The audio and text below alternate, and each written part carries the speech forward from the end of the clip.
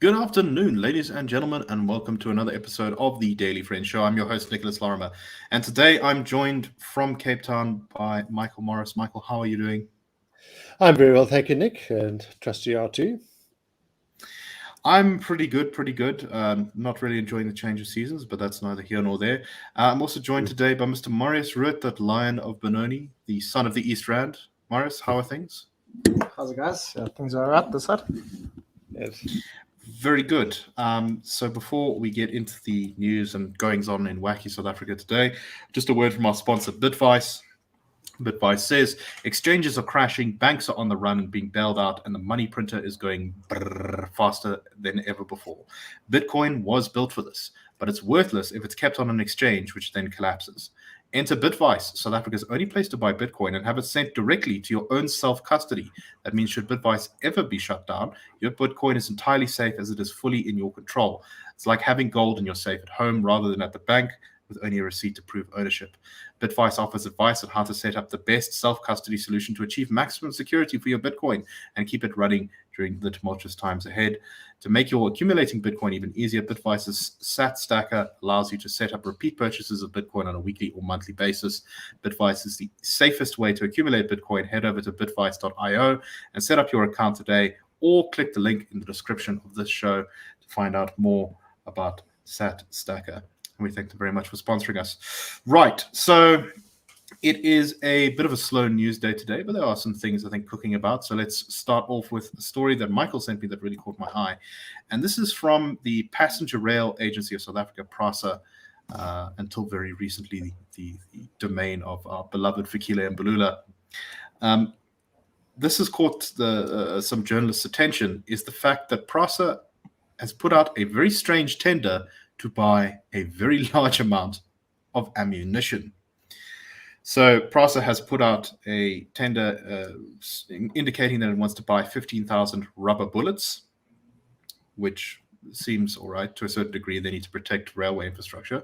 But they've also put out the tender for 65,000 rounds of 9mm pistol ammunition, as well as 155,000 shotgun rounds, although it hasn't specified precisely what it wants. What makes the story a bit weirder, so you might think, well, PRASA has security services, maybe they're just stockpiling ammunition for them. But they've asked for a very quick tender. In fact, the tender only has, I think, a deadline of a week for companies to be able to bid for it. And such tenders are normally very looked down upon by National Treasury, which obviously doesn't believe that you can get the doors open for corruption if you have such a short timeline, or there can be a very bad value for money gotten from such a tender because there's very little time for people to see it. So that's very strange. When asked by News 24 about this, they simply replied that it was a security matter and they could not discuss it publicly. In recent years, PRASA has been buying a lot of different weapons, including lots of pistols and other equipment used by the police. As I'm sure anyone who listens to the show regularly knows, PRASA's infrastructure has been very, very severely hit in the last few years by infrastructure vandalism and theft, with massive swaths of railway infrastructure being stolen or looted. And apparently, PRASA at one point had 10,000 security guards kind of on the books who were supposed to provide services, but in fact it had zero, which perhaps explains why everything was stolen from a lot of railway stations. And it's currently in potential legal battles with a number of security companies for allegedly owing them 100 million rand in payment for services that they provided. Right. So, Michael, what do you make of this? I mean, firstly, it's very strange to begin with, the circumstances of the specific tender, but also the larger problem of the enormous destruction of infrastructure that railways have suffered. Indeed. Just one intriguing line in the story is, PRASA has suffered unique spikes of theft thanks to mismanagement, which saw its security force of some 10,000 reduced to effectively zero before it started a drive to insource 3,100 security guards. So there clearly is, kind of major management issues there. What I read, in fact, within half an hour of seeing the story on News 24, was another story this morning, to say that the headline is Metro Rail to run full service between Cape Town and Nyanga in over 3 years. And the headline doesn't really make it quite clear. Essentially, there hasn't been a service for more than 3 years at all between these two sort of key places in the Cape Metropole, a kind of a source of commuters in Nyanga and the Cape Flats and Cape Town, which would also act as the sort of point at which people moving out to the northern suburbs would have to change trains and head out there. So kind of key nodes on the transport, social mobility, economic mobility network. No service for over 3 years, but today apparently Metro Rail was expected to run a full service between these two. And there's a line here which says train services were brought to a halt, literally just stopped, by extortionists who were demanding protection fees from the PRASA contractors, as well as theft of infrastructure. So I think this might help to explain why, we're having a sort of Popsky's private army situation developing here by the looks of things. Massive arsenal of ammunition being built up to deal with what is very clearly a serious, almost kind of militia scale security problem. It is just quite extraordinary. And so, potentially a good thing, also potentially worrying. One doesn't really want the transport sector of the state to be arming itself to an excessive extent. But if it means that we're going to be getting a decent service, maybe this is a first good step. So I think, as you point out, Michael, the kind of at the root cause here is what seems to be this growing gangsterization or militarization of South African society, whereby it's there's so many kind of organized gangs and potential warlords and militia groups and things like that kind of beginning to emerge, hitmen, that sort of thing, that sort of, there is no government department that can kind of interact with the public without being equipped. I mean, in this case, 3,100 security guards is quite a lot, and if this is and they're buying quite a lot of ammunition for them, and they've already bought quite a lot of weapons for them. Marius, what do you make of this story? And what are some of the long-term solutions that you think we can begin implementing to get this incredible sort of militarization of our society under control again? I'm just surprised that there's any infrastructure still to protect for PRASA, as Michael mentioned. But I think also this is linked to a couple of things. In the past, there was actually South Africa had its own railway police, and it's pretty common around the world where the railways actually have their own kind of, effectively police who monitor what happens on public transport and so on. So I think this is maybe kind of that in another name, but also another place where it shows you that we do need to kind of, what's we're looking for, federalize, police services, whether it is this kind of thing or, whether each province gets its own police service, which is something that we've spoken about before, I think, on the show, and something that the Western Cape's trying to do. Decentralization. Thank you. That was the word I was looking for. And I mean, it's and I know also in the Cape, or in the Western Cape, they've been looking to also bring things like trains under the provincial governments, because at the moment it falls under national government. But I think the only way we can stop this kind of large scale, as you called it, militarization or mafiaization even of the state, is just, we need a more capable state, and one where police are actually reactive to things that were even proactive as well to things that happen. We know that the capabilities of the police has been declining significantly over the past 12, 13 years. I mean, the best indicator of crime rates is the murder rate, because that's kind of a crime that everybody reports. Just about everybody will report a dead body. And that is that's a murder rate that's a crime rate that's been increasing steadily since 2010. And it's actually reached incredible levels at the moment. Still not as bad as it was in the mid 1990s, but that was obviously when South Africa was still going through the transition and was, normalizing after the end of apartheid and the transition, all that kind of thing. But I think as we can see, the state's kind of losing control in the country, I think. And perhaps maybe it is a bit of an exaggeration. We saw what happened on Monday. The state was actually and its security forces seem to handle various issues around the country pretty well. That could also maybe be because they weren't really facing any actual resistance from the EFF. So yeah, but I think in the long run, it's just about creating capable states. Otherwise, we'll see this kind of thing. I mean, some people would probably argue that the state's already lost its monopoly on violence, and I don't think you'd get too many people who disagree with that. Right, and even if you're a very kind of small government kind of person, law is sort of the protection of private property, law and order, protection of lives. These are the core fundamentals of the state's business. And many of the problems, I think, I've heard it said to me before that you can trace almost every problem in South Africa in some way, at least, back to the deterioration of the South African police service. I think Nick actually can trace every problem in South Africa back to Jan van Riebeeck landing at the Cape in 1652, I think. If you want to, I suppose you could. Michael, any final thoughts before we move on? Yeah.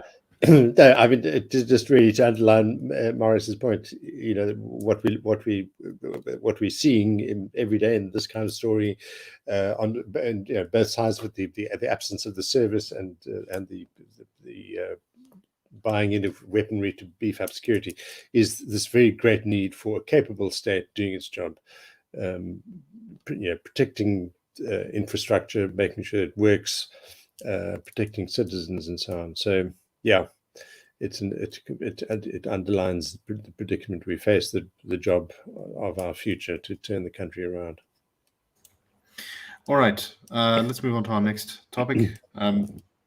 Just a reflection, perhaps, on the EFF so-called national shutdown, which was supposed to be carried out on Monday. We, of course, had the public holiday yesterday, and I believe the government had actually, and I didn't realize this until today, the government actually closed schools on Monday, essentially giving everyone a long weekend. So, gentlemen, just kind of a bit of a simple question. We saw the EFF furiously claiming on social media, and in some cases being caught out using misleading photographs and information, that the national shutdown had been a great success and South Africa had been brought to a halt. I believe the leader of the EFF in the Western Cape declared that Cape Town was effectively shut down, which doesn't really seem to gel well with reality. But Marius, let's start with you. How successful do you think it was? Do you think it made them look bad? That seems to be kind of this consensus emerging in the media, is that this was not a great day for the EFF. Yeah, it seemed to be quite a flop.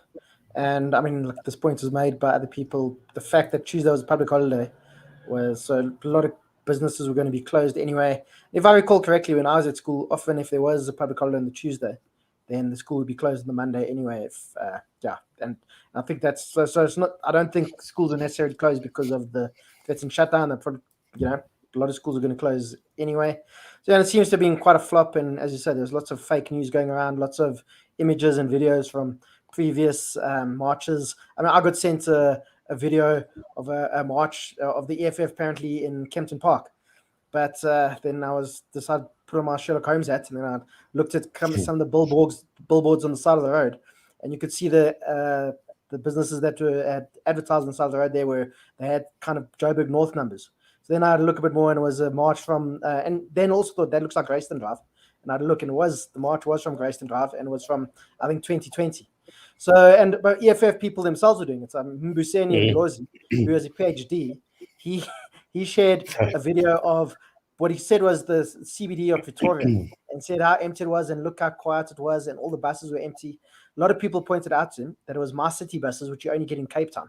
And I think anybody who's traveled a little bit in South Africa can tell the difference between the CBD of Pretoria and the CBD of Cape Town. So yeah, it was kind of ridiculous. And I think this is, I think it's been a boost definitely for the government and President Ramaphosa. He's often been accused of being quite a weak leader and so on. So, but I mean, the state seemed to be ready for this. But one thing that I think is maybe a little bit concerning is, from what some reports I read, was when there were EFF marches and there was police observing them. No, nothing untoward or anything, but apparently members of the public would stand with the police with weapons and so on, watching EFF guys. And I'm obviously no fan of the EFF, but also don't want ordinary people to be attacking EFF people just for marching or whatever the case is. So it is a bit concerning if these reports are true or are correct, of these kind of proto militias are joining the police to kind of keep law and order and so on. So, but that's also, I mean, as we were just on the talking now earlier, I mean, that's kind of going to happen when we see breakdowns in law and order. We wouldn't have the level of vigilante killings in South Africa that we do if we had a capable police service. I mean, I think that kind of goes without saying. I think this is part of it. And, if you read about what happens with when people do get murdered for stealing cell phones and so on, and people get interviewed who are involved in, the lynching of the person, they say we've been living under a reign of terror in this area. The police don't listen to us. We decided to take the law into our own hands. Obviously, you can't ever condone that, but you can also understand where people come from when they live in those kind of situations. I think what the kind of seeming failure of the national shutdown kind of proves is a point that our polling often makes, which is that despite the incredible amount of lawlessness in South African society, South Africans are not keen on it. They're not keen on revolutionary violence and seizing the means of production and overturning the entire national system. I mean, I don't believe that's what the EFF would actually do, but it's sort of what it claims to do, right? Michael, do you agree with that? And what do you make of the not so good shutdown? I do entirely agree. The first thing I want to do, though, is to pay tribute to Marius's political foresight. At least about 2 weeks ago, he kept telling colleagues in meetings and so on, it's not going to come to much. And there was some considerable discussion about it, and some maybe felt that he was being a bit rash and being so confident, but he stuck to his confidence. and it turns out Marius was right. And I think right because, as I think, as you say, Nicholas, it's material that we've kind of dealt with in a way over the past number of years in the surveys we've done, which have shown that most South Africans are actually moderate in sentiment. They're not given to, or we are not given to, kind of revolutionary impulses and flying out into the streets and tearing things down because we are frustrated. There's no question that we're frustrated. There's a lot to be frustrated about. Very anxious and desperate, really, for things to get better, as people were promised. We were all promised and have been promised over and over. So there is a very great desire for things to be different, but the revolutionary route to achieving that difference is not really one that South Africans seem drawn to at all. Something that intrigued me in a way was the kind of level of the government's response. It suggested to me a government that felt vulnerable, very anxious to be, at least on the one hand, seen to be acting in advance, and on the other, kind of hoping that they had enough forces out in the field to suppress anything should anything go, start cooking over. So that was intriguing to me. I mean, as you know, we're not really sure how the security forces would have managed had there really been sort of multiple outbreaks across the country. But it was quite an impressive sort of display of force in advance. But it does suggest that the government itself is perhaps feeling vulnerable rather than simply wanting to be prepared. But that's just a thought, and one hopes that voters are going to act on the fact that the non-shutdown has come and gone, but we're still stuck with the problems that need seeing to, and it's really up to them to decide how we do that going to the future. Yeah, I think the government really was nervous. If there had been a repeat of something like the July riots from 2021, the legitimacy of the government would have been, I think, very seriously threatened.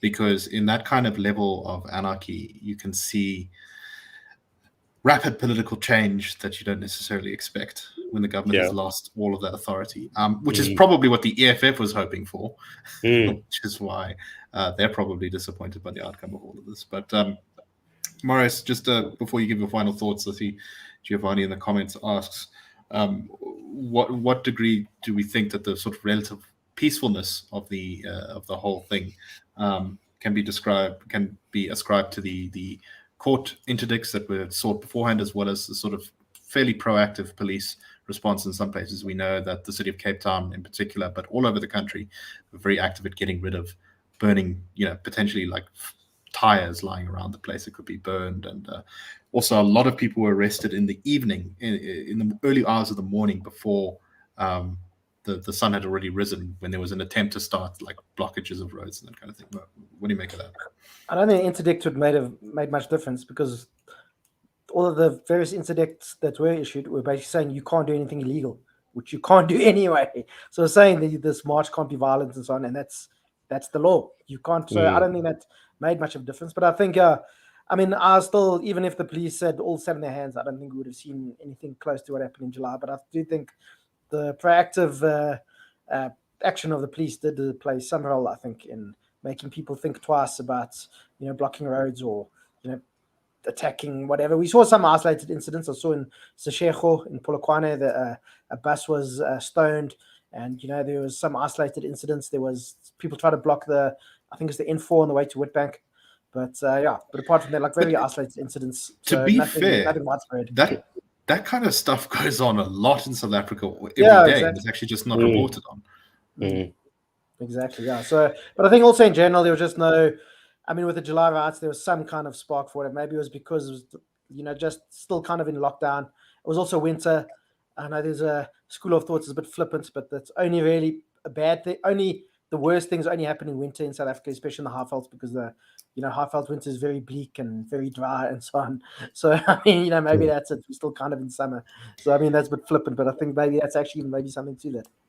Yeah, no, and your point about lockdown is one I think that's not brought up often enough.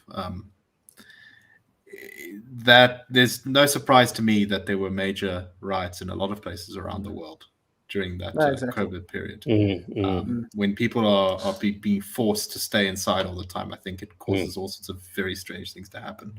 Especially when you can't, and if you don't have a laptop job like we do, and you get forced to stay inside, and you can't feed your family and so on. So, but even beyond the kind of textbook, the pocketbook stuff, it's just boring. It's just boring. And people and stealing stuff from shops is really fun if you get away with it. But there's a school of I was reading, that's why there's riots in the US after the Black Lives Matter riots, after George Floyd and so on was so violent and so well attended in when it was 2020. Because the thing was, because universities were closed and people were bored, and they weren't, and young people in their late teens or early 20s, they weren't able to go to pubs and clubs and go play sports and so on and meet people. Like, here's an opportunity. People like the newspapers and stuff were basically saying this is so important. COVID doesn't matter anymore. You need to go protest this kind of stuff. And also now you can go feel good about yourself because you're protesting against injustices and so on. And so there's some people who think that is actually why those protests were so well attended and actually did get out of hand, because there's just so many people there.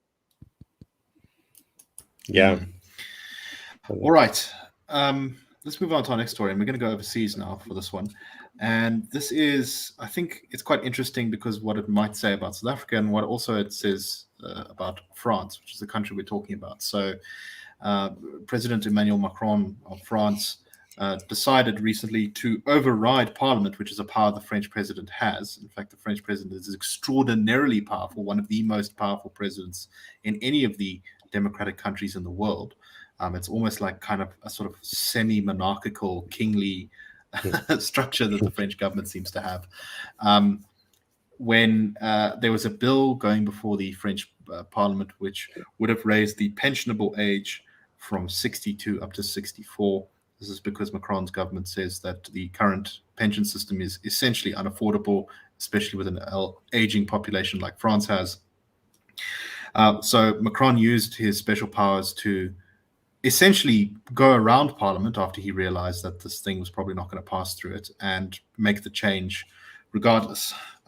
This triggered a big backlash in the French Parliament, where a vote of no confidence was held in him.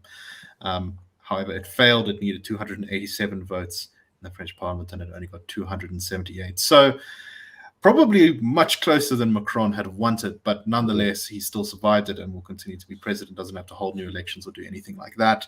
And it looks like France has, at least for now, got an older pensionable age, but there's, as the French so often do, there are now riots and mass protests and that kind of thing.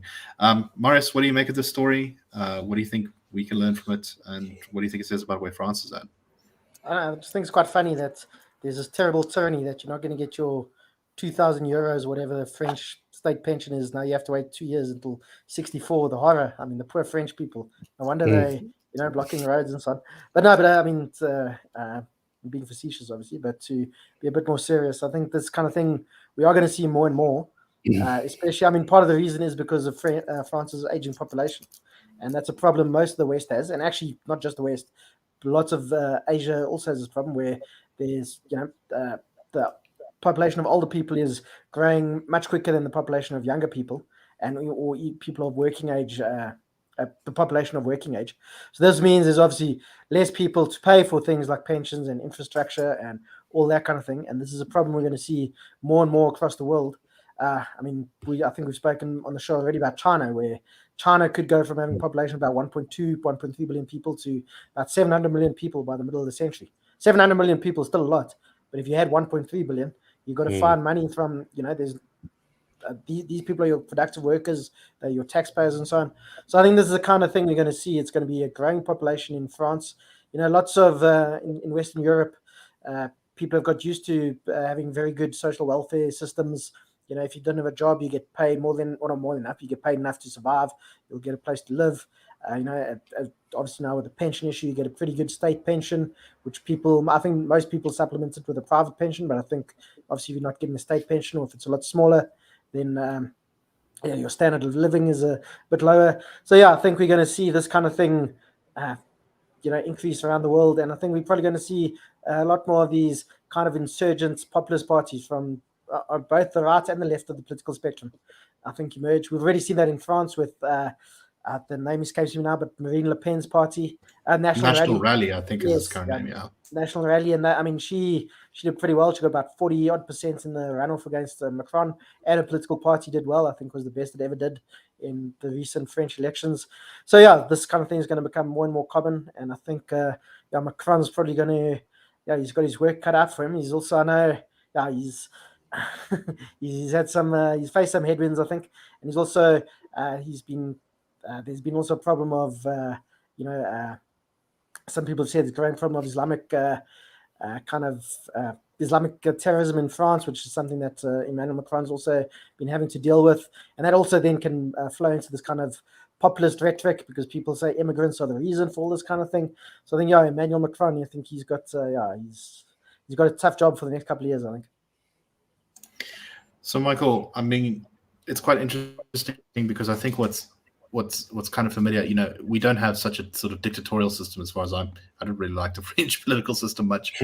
But you can imagine that an attempt to do something similar in South Africa would be met with even greater levels of resistance by our population. And this really is, it's become the real problem in a lot of, I think, democracies around the world, which is that a lot of the welfare systems were set up a very long time ago in very different circumstances. And touching them seems to be, at the very least, very scary to do for politicians, and often a death sentence. What do you make of that? Yeah. I mean, it's all sorts of ironic things happening in a way. But I remember growing up, the big message all the time was, the world population is a problem. We're over-consuming because we're over-reproducing, and the world is heading to oblivion. This is obviously before climate change and all the rest of it. So the population, and we still have it. I mean, we see in the comments in the Daily Friend and so on, a lot of people are still obsessed with this idea that there are too many people. Whereas now the world's having suddenly to confront, and quite rapidly, I think, confront this problem, as Marius points out, of not having enough people to pay for the way the society is set up to provide all the services. And I think in Europe, lots of things like free education and a great kind of social net, social security net, and these things will just become unaffordable, and it's a problem. So quite interesting difficulty for the modern world. Says somebody in the comments here, Jose de Silva says, what about the Dutch provincial elections? And I think that's an excellent example of these kind of insurgent parties. It's a party called the Burgerbeweging, so the Farmer Citizens Movement. And it came first in recent Dutch elections, recent provincial elections in Holland. It's probably going to be the biggest party in the Senate, and this is a party that was only started about 4 years ago, and that's also grown out of the first farmers movement, but it's also, it's a lot of people see it as standing up for traditional Dutch values, and in cities. So I think that's an excellent example of these kind of new parties that are emerging, and it's also hard to classify kind of on the left or right of the political spectrum. Yeah, interesting to keep an eye on. All right, thank you very much, everyone. We hope that you enjoyed the show, and we'll be back tomorrow on the Daily Friend Show. Have a wonderful day. Cheers.